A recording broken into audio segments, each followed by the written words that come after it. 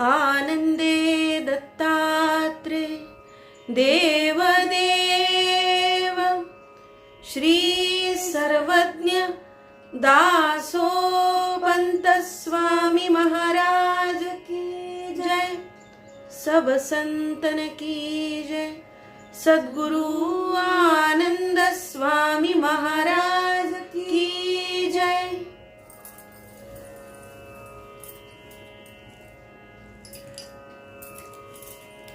दासोपंतांच्या पदार्णवामध्ये अनेकविध भाषांचा उपयोग त्यांनी केलाय आणि म्हणूनच विविध संप्रदायांच्या उत्तम गुणांचा, विविध भाषा भगिनींचा संगम म्हणजे दासोपंतांचं वाङ्मय। पदार्णवामध्ये तर हिंदीच्या अनेक छटा, ज्याला हिंदुस्तानी असं म्हणता येईल किंवा म्हणत होते त्या काळी, अशी हिंदुस्तानी भाषेतली ही आज रचना आहे। श्री दत्तात्रेयाचं रूपवर्णन या रचनेमध्ये हिंदुस्थानी भाषेमध्ये केलेलं आहे। मालक मंडलू शंख हे चक्र, मालक मंडलू रे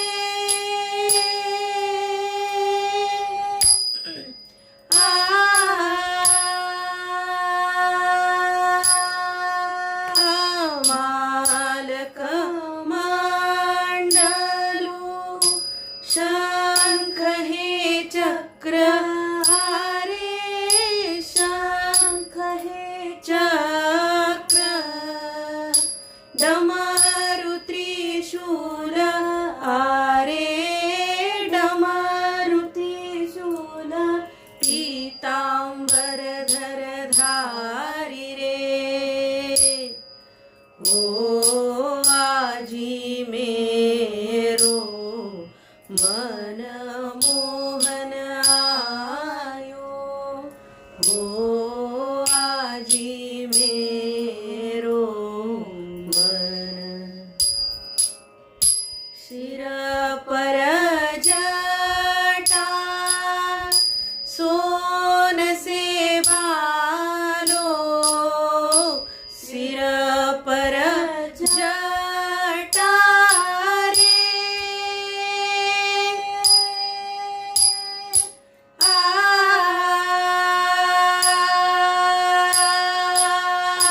सिर पर जटा सोन से बालो, आरे सोन से बालो, चांद सूरज, आरे चांद सूरज, कानो बीजे कुंडल,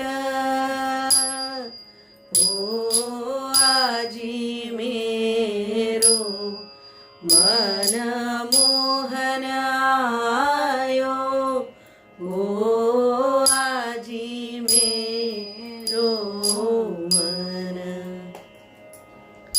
सावली सूरत त्रिकोणंदन, सावली सूरत रे,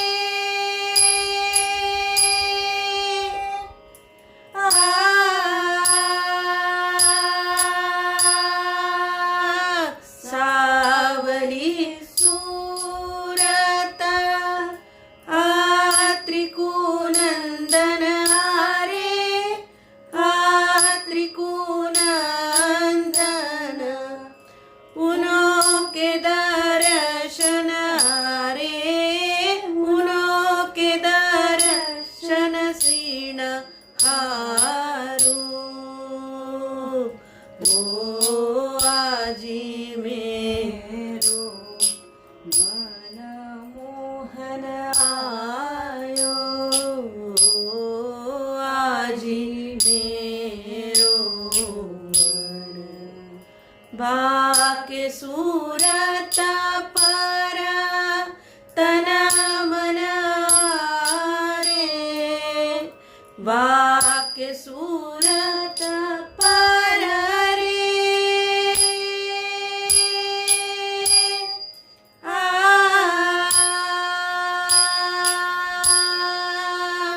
वाक्य सूरत पर तन मन वारू आरे तन मन वारे कहे सुत दिगंबरा कहे सुत दिगंबरा बाके संगन छोड़ रे ओ आजी मेरो मन मोहन आयो ओ आजी मेरो मन कहे बाके सूरत पर तन मन आयो आरे तन मन आयो कहे सुता दिगंबरा कहे सुता दिगंबरा बाके संगन छोड़ो ओ आजी मेरो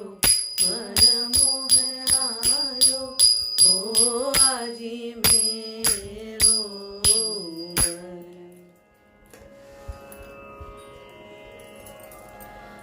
दासोपंत श्री दत्तात्रेयाच्या रूपाचं हे वर्णन करतायत. कदाचित हिंदी भाषिक प्रदेशामध्ये असतील आणि एखादं कीर्तन प्रवचन निरूपण रूपावरती सुरू असेल आणि दासोपंत या हिंदुस्थानी भाषेमध्ये श्रोत्यांशी रसिक श्रद्धाळू श्रोत्यांशी संवाद करतायत. ते असं म्हणतात की तो मनमोहन असा समोरून आलाय आणि मला त्याचं दर्शन झालं आणि अतीव अशा प्रकारचा आनंद त्यांच्या मना गगनात मावत नाही.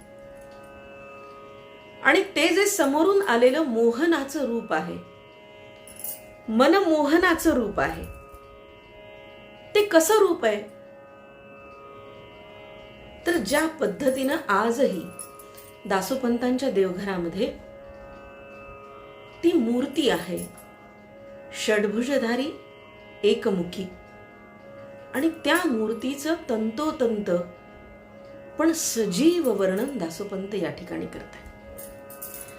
दासोपंत सुरुवातीला म्हणतात माल कमंडलू शंख हे चक्र डमरू त्रिशूल पीतांबर धर धारी रे. तो कसा आहे तो कसा आलाय तर त्याच्या एका हातामध्ये माला आहे कमंडलू आहे दुसऱ्या हातामध्ये शंख आहे चक्र आहे डमरू आहे आणि त्रिशूल आहे. षड्भुजधारी या दत्तात्रेयाच्या 6 हातामध्ये माल कमंडलू शंख चक्र डमरू आणि त्रिशूल हे असं धारण केलेलं आहे. आणि त्यांनी पिवळ्या रंगाचं पीत वस्त्र पीतांबर धारण केलेलं आहे. सोनसळा पीतांबर पिवळा अशा प्रकारचा सोनेरी वस्त्र नेसलेला आणि 6 हातात माला कमंडलू शंख चक्र डमरू त्रिशूल घेतलेला हा देव हा ईश्वर हा दत्तात्रेय हा माझा आहे. आजी मेरो मन मोहन आयो. माझ्या मनाचा मोहन आहे. माझ्या मनाचा माझ्या चित्ताचं विश्रांती स्थान आहे. माझ्या स्मरणाचा माझ्या ध्यानाचा माझ्या ज्ञानाचा जो आनंद आहे आजी मेरो मनमोहन आयो तो माझा मनमोहन आहे. प्रत्यक्ष या श्री दत्ताचं दत्तात्रेय महात्म्यामध्ये आणि शास्त्रामध्ये जे वर्णन येतं ते वर्णन नेमकं कसं आहे. दासोपंतांच्या या देवघरातल्या या मूर्तीचं हे वर्णन सगुण मूर्तीचं वर्णन अयम परमात्मा उक्त प्रकारेण गुरुरीश्वरश्च वामेन भागेन माया प्रधानः ईश्वर स्वरूपः तत्कार्यकारी दक्षिणेन आदिगुरु स्वरूपः माया निवर्तन कार्यकर्ता तदव्यः कः क्षमः एतत् कार्य करणाय अतः स एव दक्षिणेन आदिगुरु वामेन ईश्वर स्वरूप. असं मूर्तीचं वर्णन येतं. म्हणजे मूर्तीचं उजवं अंग हे गुरु स्वरूप आहे. गुरु जो मायेचा भ्रमाचा निवर्तक आहे. मूर्तीचं डावं अंग हे ईश्वर स्वरूप असून ते मायेवरचं प्रभुत्व दाखवतं. दत्तात्रेयाची मूर्ती गुरु आणि ईश्वर यांचं अद्वैत प्रदर्शित करते आणि त्याचं हे वर्णन आहे. गुरु आणि ईश्वर रूपाची उभय संमिश्र ही मूर्ती आहे. एकाच मूर्तीमध्ये ही दोन्हीही रूप समाविष्ट झालेली आहे. अर्धनारी नटेश्वराच्या मूर्तीप्रमाणे. अर्धनारी नटेश्वरामध्ये प्रकृती आणि पुरुष आहेत आणि दासोपंत इथं वर्णन करतात ती मूर्ती अर्धरूप गुरु आणि अर्धरूप ईश्वर आहे. गुरु आणि ईश्वराचं अद्वैत प्रतिपादन करणारी ही अर्धवृगलाकार तांब्याची मूर्ती जी धाकटे देवघरी आहे आणि पंचधातूची मूर्ती जी थोरल्या देवघरी आहे. या मूर्तीचं वर्णन दासोपंत दत्त महात्म्यामध्ये जे करतात तेही मोठं सुंदर आहे. ध्यानाचा परंपरेनं असलेला जो श्लोक आहे तो श्लोक माला कमंडलु अधःकार पद्मयुग्मे मध्ये स्थहस्तयुगले डमरू त्रिशूलै यस्थस्थ ऊर्ध्व करयोः शुभ शंख चक्रे वंदे तमत्रिवरदं भुजषटकं युक्तम. आणि असं स्वरूपाचं वर्णन दासोपंत दत्तात्रेय महात्म्यामध्ये सुद्धा करतात. या मूर्तीला 6 हात आहेत जे ब्रह्मा विष्णू आणि महेशाचं प्रतीक आहेत. ब्रह्मदेवाच्या हातातली माला आणि कमंडलू हे तपस्व्याचं सत्वाचं प्रतीक आहे. विष्णूच्या हातातला जो शंख आहे आणि जो चक्र आहे ते रजाचं प्रतीक आहे आणि शंकराच्या हातामधलं त्रिशूल आणि डमरू हे तमाच्या संहाराचं प्रतीक आहे. मालक मंडलु शंख चक्र हे डमरू त्रिशूल पीतांबर धरधारी रे ही ओळ म्हणताना त्यामागे दासोपंतांच्या सगुण मूर्तीची ही संपूर्ण संकल्पना त्यांनी प्रत्यक्ष मूर्ती रूपात तिथे प्रस्थापित केलेली आहे.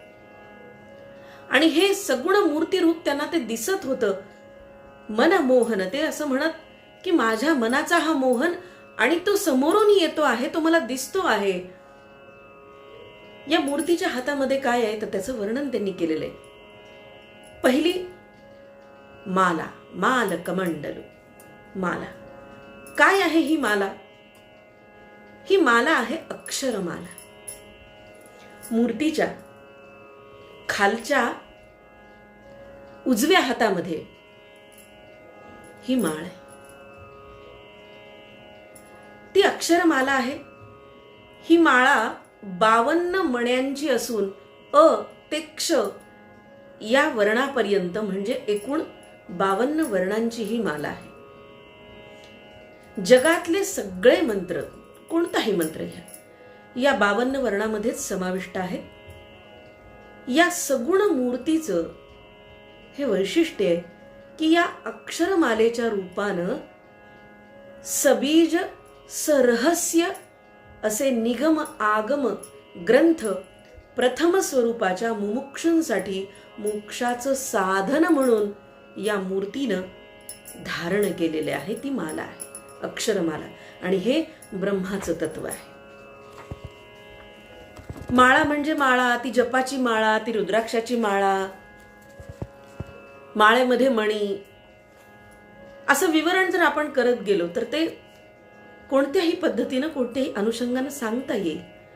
पण मुळात त्याचं तत्व हे आहे की ही अक्षरमाला आहे, ही 52 वर्णांची आहे. कोणताही जगातला मंत्र 52 वर्णाच्या व्यतिरिक्त तुम्हाला कुठे दिसणार नाही. अशी ही अक्षरमाला दासोपंतांच्या सगुण रूपी या दत्तात्रेयांनी खालच्या हातामध्ये धारण केलेली आहे. मूर्तीच्या खालच्या उजव्या हातामध्ये ही माला आहे. पुढे कमंडलू, माल कमंडलू, आपण एक एक त्याचं विवरण बघत जाऊया. कारण नुसतं माल कमंडलू 6 आयुध धारण केली आहेत आणि ती दत्तमूर्ती असं आहे असं नव्हे, तर या प्रत्येक हातामध्ये घेतलेल्या आयुधासाठी, त्या प्रत्येक हातात घेतलेल्या वस्तूसाठी काही एक पूर्वपीठिका आहे, काही एक भूमिका आहे. ती भूमिका दासोपंतांची काय आहे ती मी आज मुद्दाम इथे सांगते. कमंडलू, डावीकडच्या सगळ्यात खालच्या हातामध्ये पाण्याने भरलेला कमंडलू घेतलेला आहे. काय आहे हे कमंडलू? हे कशाचं प्रतीक आहे? तर हे कमंडलू, हा कमंडलू ब्रह्मांडाचं प्रतीक आहे. त्यातलं पाणी हे संसार स्थितीला कारण असणाऱ्या कर्माचं प्रतीक आहे. स्वतः ब्रह्मांडाचा रचयिता, निर्माता आणि तो ईश्वर ब्रह्मांडाचा आधार आहे. कमंडलू धारण करणे म्हणजे ईश्वर हा कर्मफलांचा केवळ नियंता आहे हे सूचित करणे आहे. कर्म तुमच्या हातात आहे. तुमचं चांगलं वाईट करणं, तुमचं बरं वाईट चिंतणं, साधणं, करणं हे देवाच्या हातात नाहीच मुळी. ते असं म्हणतात की जे तुमचं कर्म आहे ते तुमच्या हातात आहे, फक्त त्याचं नियंतेपण, त्याचं नियंत्रण हे मात्र देवाच्या हातात आहे. ते कमंडलू रूपानं दासोपंत या मूर्तीमध्ये प्रदर्शित करतात. डाव्या बाजूच्या खालच्या हातामध्ये हा कमंडलू आहे. माल कमंडलू शंख, पुढे शंखाचा उद्गार आहे. सर्वात वरच्या हातामध्ये, डाव्या हातामध्ये नादयुक्त शंख आहे आणि तो मीमांसकांच्या अपूर्व विधी, नियमविधी, परिसंख्याविधी या त्रिविध चोदनांचा प्रतीक आहे. शंखाची ही भूमिका आहे. जगतचक्र या त्रिविध चोदनांच्या अनुरोधानं चालतं आणि हे विष्णू तत्व निर्देशित करतं. म्हणून हा जो शंख आहे तो मूर्तीच्या सगळ्यात वरच्या डाव्या हातामध्ये दासोपंत बघतात. चक्र, शंख हे चक्र मूर्तीच्या सगळ्यात वरच्या उजव्या हातामध्ये चक्र आहे.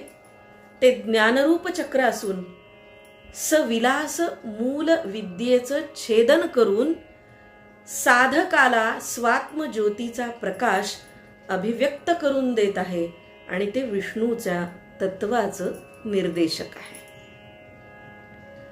माल कमंडलू, शंख हे चक्र, डमरू त्रिशूल. डमरू मूर्तीच्या उजव्या मधल्या हातामध्ये आहे. तो वेदशास्त्रावरचा किंवा वेदशास्त्रावरचं प्रभुत्व दाखवणारा आहे, त्याचा दर्शक आहे. पूर्व पक्ष आणि उत्तर पक्ष, डमरूचे 2 भाग, पूर्व पक्ष आणि उत्तर पक्ष या पद्धतीने अद्वैत मताचं ते प्रतीक आहे.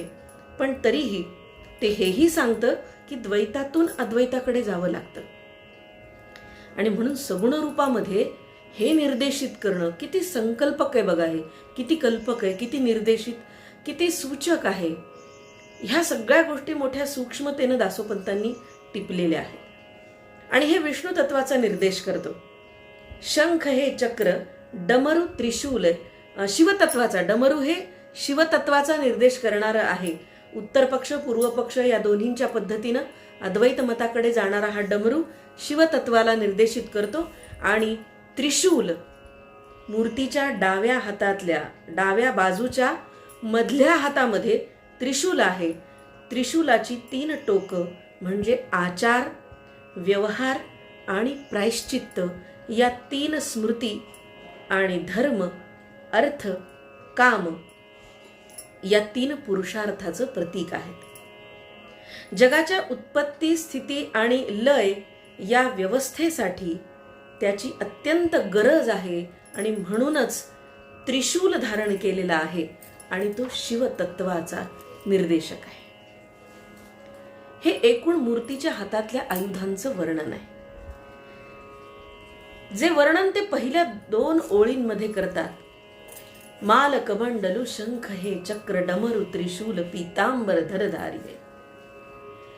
गुरु आणि ईश्वर उभय वृगलाकार असलेल्या या मूर्तीचं स्वरूप कसं आहे? ती माला, तो कमंडलू, शंख, चक्र, त्याच्यामध्ये डमरू आणि त्रिशूल याचे नेमकं काय भूमिका आहे, काय तत्व आहे? तर ही भूमिका आहे.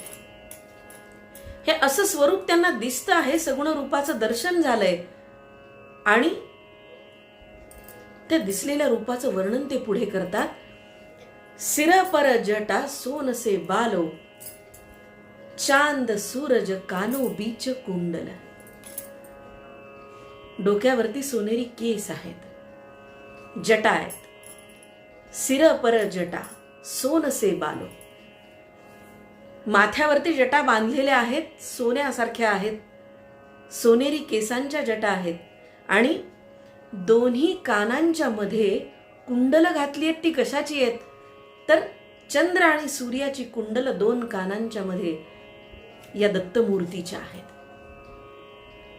पुढे वर्णन करताना ते म्हणतात, दत्तात्रेयाचं हे आयुधांचं, वस्त्राचं, माथ्यावरच्या जटांचं वर्णन केल्यानंतर ती मुद्रा कशी आहे, ते मुख कसं आहे, ती सूरत कशी आहे? तर ती सावळी आहे. सावली सूरत अत्रिकू नंदन. कसा आहे हा? तर हा जो नंदन आहे, अत्रिनंदन आहे, हा अत्रिनंदन सावळ्या रंगाचा आहे. आपण जर पुराणांच्या मध्ये बघितलं ना, तर अनेक ठिकाणी दत्त गौरांगी आहे बरं का, पण दासोपंतांचा हा दत्त मात्र सावळा आहे. या सावळ्या दत्ताचं वर्णन करतात ते, सावली सूरत अत्रिकू नंदन उनो के दर्शन क्षीण हारे. या सगुण रूपाचं दर्शन झाल्यानंतरचं अनुभूतीचं हे वर्णन आहे.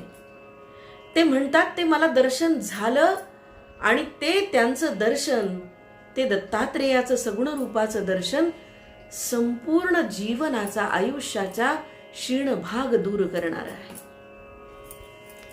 कोणत्याही प्रकारची शंका कुशंका मनामध्ये राहणार नाही, कुठलाही विकार मनामध्ये राहणार नाही, चित्तामध्ये अहंकार असणार नाही. या सर्वांचं हरण करणारा आणि तुमच्या एकूणच संसाराचा क्षीण नाहीसा करणार असं हे दर्शन आहे. उनो के दर्शन क्षीण हारे ओ आजी मेरो मन मोहन आयुरे. दक्षिणी भागामधून दासोपंत अनेक प्रदेशांमध्ये फिरले आणि ज्या ज्या प्रदेशांमध्ये ते जातील त्या त्या लोकांची भाषा, त्यांची व्यवहार्य भाषा, बोली भाषा, जी भाषा असेल ती भाषा आत्मसात करून त्यात संवाद करताना ते लोकांनाही अशा प्रकारच्या प्रवचनांमधून, कीर्तनांमधून, गायनामधून हे सांगत असत. आणि या साक्षात्काराचं हे वर्णन ते करतात. ते पुढे म्हणतात, बा के सूरत पर तन मन वारू. काय वर्णन आहे, कशी सूरत आहे?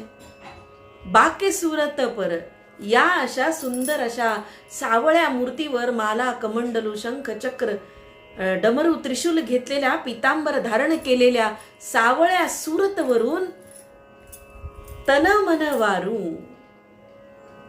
माझा संपूर्ण देह मी तुझ्यावरून ओवाळून टाकतोय.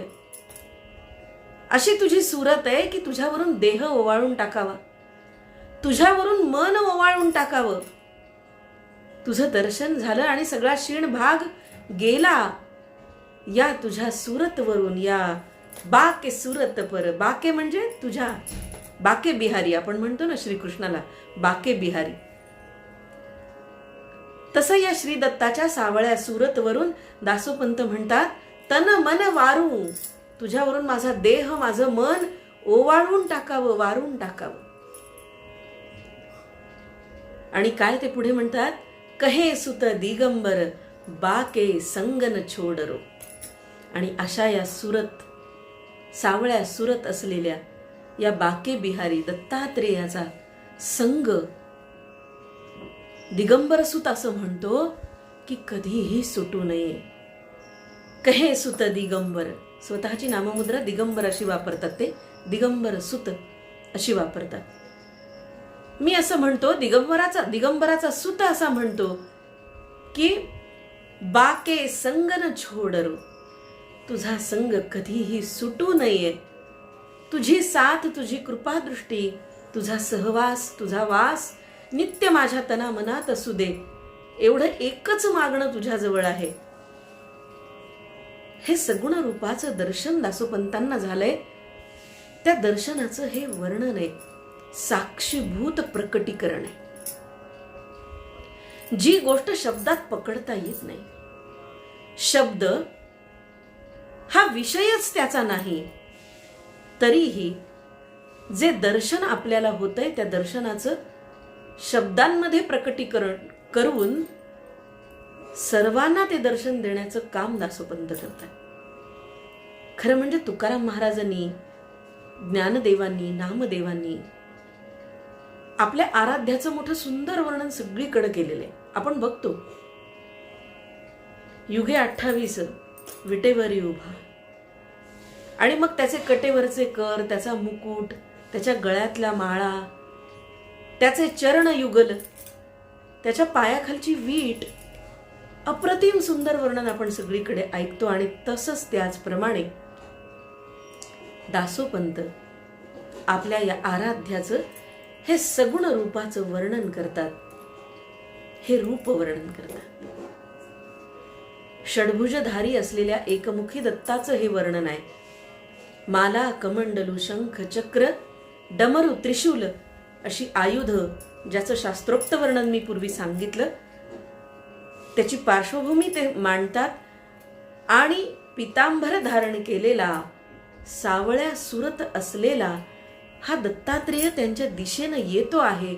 आणि ते प्रकट स्वरूप बघितल्यानंतर, अद्भुत अशा प्रकारचं स्वरूप बघितल्यानंतर आपसुक त्यांची वाणी शब्दांना वेग देते. आणि ते असं म्हणतात की या सुरतवरून, या सावळ्या सुरतवरून माझा देह ओवाळून टाकावा, माझं मन ओवाळून टाकावं हे दत्तात्रेया. बाके कहे सुत दिगंबर, बाके संग न छोड. माझा सहवास, तुझं प्रेम, तुझा सहवास हा सतत माझ्या जवळ असू दे, नित्य माझ्या जवळ अस. मला अखंड अनंत काळ तुझ्या चरणांची सेवा घडावी, तुझं हे दर्शन नित्य व्हावं, हीच हा दिगंबर सुत दत्तात्रेयाच्या चरणी प्रार्थना करतो, विनवणी करतो. कहे सुत दिगंबर, बाके संग न छोड रे, माझी साथ सोडू नकोस अखेरपर्यंत, अशी विनंती दासोपंत या रूपवर्णनामधून करतात. एकूणच रूपवर्णनामध्ये सगुणाकडून निर्गुणाची ही जी वाट आहे ती सामान्य भक्तांसाठी आहे. सामान्य भक्ताला अहम ब्रह्मास्मी पदापर्यंत, तत्वमसी पदापर्यंत पोहोचवण्याच्या या अनेक वाटा दासोपंतांनी वेगवेगळ्या पद्धतीनं आम्हाला दाखवल्या. ते हे आजचं रूपवर्णनाचं पद. आपण इतका छान प्रतिसाद देता आहात. माझे गुरुवर्य सद्गुरू आनंद स्वामी आणि डॉक्टर विद्यासागर पाटंगणकर, त्याचबरोबर दासोपंत, सर्वज्ञ दासोपंत आणि दत्तात्रेय प्रभूंना शिरसाष्टांग नमस्कार करून आजची सेवा थांबवते. पुन्हा या ठिकाणी याच वेळी आपण उद्या भेटूया. आनंदे दत्तात्रेय देवदेव श्री सर्वज्ञ दासोपंत स्वामी महाराज की जय. सब संतन की जय. गो माता की जय. भारत माता की जय. सद्गुरु आनंद स्वामी महाराज की जय. आर्य सनातन वैदिक हिंदू धर्म की जय. धन्यवाद.